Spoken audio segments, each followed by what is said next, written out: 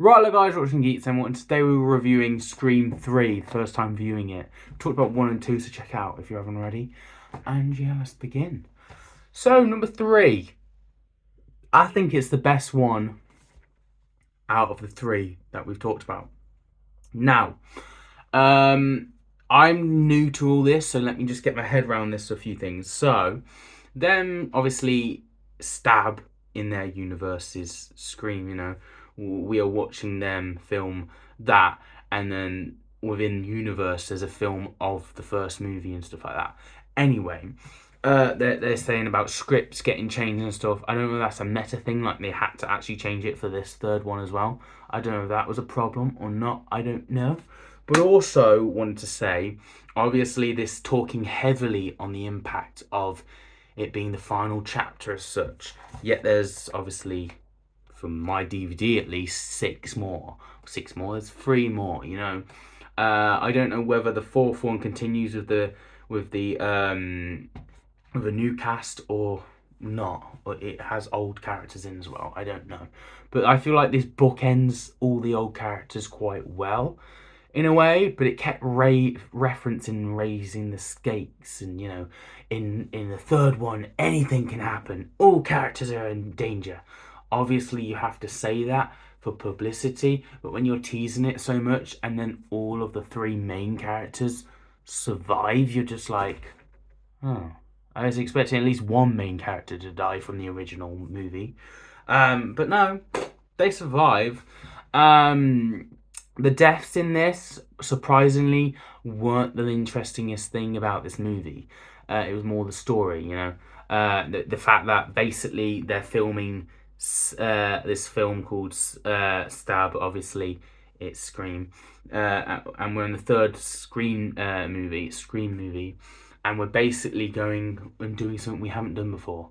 We're going after actors that playing in the Stab movie, and someone's got hold of the script and they know who's going next, sort of thing, and killing off people who are in the script. That's an interesting one because obviously there's actors within actors of this franchise playing certain characters, and you have like dual people, like the police officer and there's another police officer.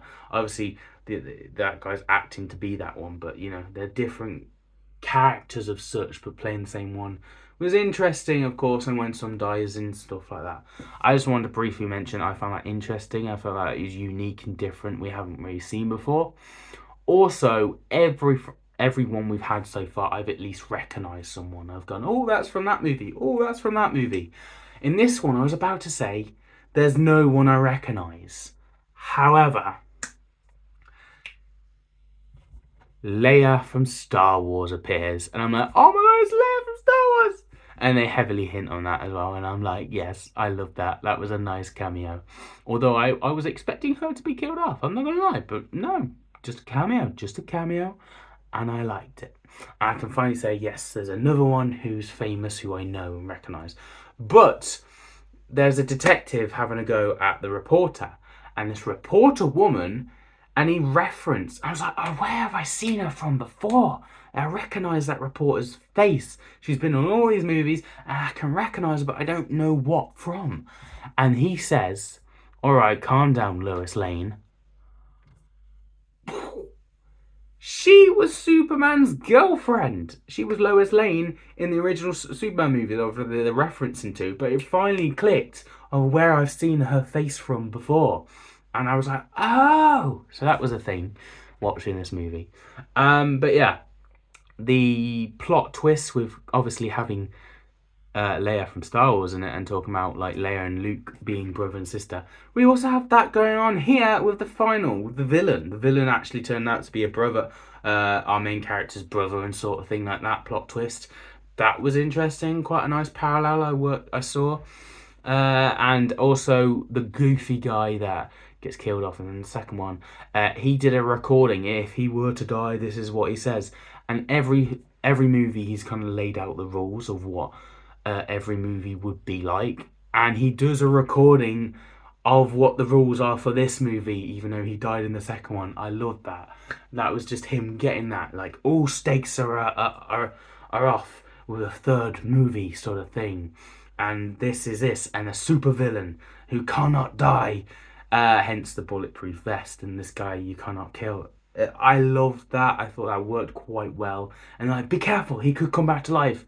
He's not gonna come back to life. He comes back to life, and you know, although when they have that heart to heart in the final bit, and she's holding his hand, and then it's emotional, and then she goes, and he comes back to life, and it's like, ah!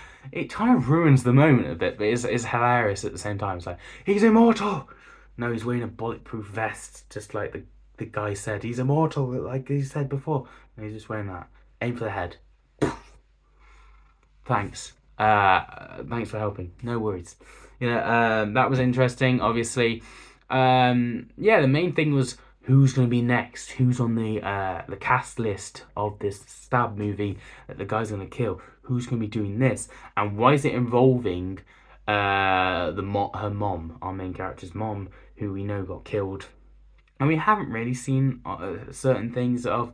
But it kind of gets explained in this movie, obviously, that the son was annoyed and being thrown away and sort of thing like that, and he was jealous of the sister and stuff, which caused him to go this vibe. I found interesting of such, and it had some narrative too, but it is, overall, I thought all these movies have had cheesy dialogue and unrealistic things, but I feel like the thing with Chucky is he's a character, and he does comedic stuff once he's killed someone, and that's funny. With this franchise, and they take him, but everyone else takes Chucky seriously. With this, the character's not funny, but they take the mick out of their own franchise. They take the mick out of their own films, and that comedy aspect of, oh, it could be down the cellar, he's down the cellar, you know, stuff like that, I found interesting throughout watching these movies. And yeah, is this a good wrapping up? Yes. I would have liked main characters to have got killed though. So, we're going to talk about number 4 next time, so stay tuned for that.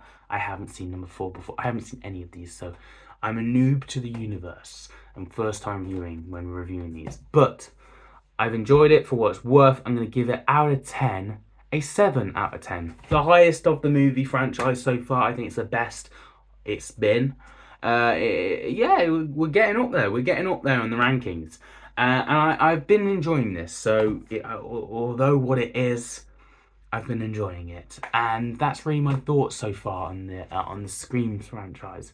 We're on to number 4 next time, so stay tuned for that. And as always, I will see you guys for another review very soon on the channel. We don't just do Scream, of course, we do Marvel, DC, and Joan, Doctor Who, Rick and Morty, Chucky, you name it. Really a place to be for a geek like me, so join, and subscribe. I'll follow.